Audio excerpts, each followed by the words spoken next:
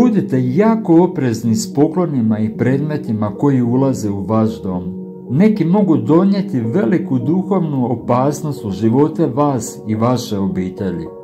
Priča koja nas uči oprezu dolazi od čovjeka koji je tijekom putovanja s prijateljima primio suvenir od lokalnog stanovnika. Bez dubljeg razmišljanja ponio je predmete kući i postavio ih u svoj dom. No već te noći počele su se događati neobične stvari. Otvorio je vrata duhovnog svijeta koji je donio nemir, strah i niz neobjašnjivih događaja.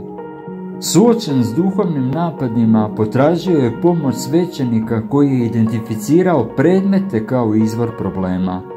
Kada su pokušali spaliti predmete, nisu gorjeli dok nisu počeli moliti i izazivati Božje ime. Ovo je slučajna priča koja nas uči da budemo oprezni s predmetima koje unosimo u svoje domove. Slična pouka dolazi iz Biblije iz priče o Akanu iz knjige Jošue. Nakon pobjede u Jerihonu, Akan je uzeo predmete koji su trebali biti uništeni ili posvećeni Bogu. Njegova pohlepa donijela je poraz izraelskoj vojsci i izazvala Božju srdžbu na cijeli narod. Akanov grijeh doveo je do tragičnog kraja za njega i njegovu obitelj. Ova priča naglašava koliko je važno poslušati Božje upute i izbjegavati ono što je prokleto. No duhovne opasnosti nisu ograničene na drevna vremena. U modernom svijetu neprijatelj ulazi u naše živote kroz medije, glazbu, filmove i društvene mreže. Poruke prepune nasilja, požude, pobune i drugih grijeha postaju dio naše svakodnevice, često nesvjesno.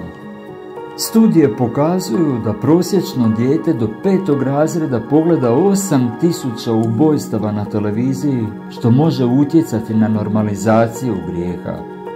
Što možete učiniti da zaštitite svoj dom? Prvo, budite oprezni s poklonima i predmetima. Promislite o podrijetlu predmeta prije nego ih unesete u svoj dom. Drugo, kontrolirajte medijski sadržaj. Ograničite izloženost obitelji nasilju, nemoralu i duhovno štetnim sadržajima. Treće, njegujte obiteljsku molitvu i pobožnost. Redoviti obiteljski molitveni sastanci i proučavanje Biblije pomažu jačanju duhovne zaštite. Četvrto, primijenite Božju riječ u životu. Ojačajte svoj dom kao mjesto mira, radosti i Božjeg prisustva. Neprijatelj traži priliku da razori obitelji i domove, no s duhovnim oklopom, pojasom istine, prslukom pravednosti, štitom vjere i mačem duha možemo se oduprijeti. Budimo oprezni, čuvajmo svoje srca i domove, te se molimo za Božju zaštitu.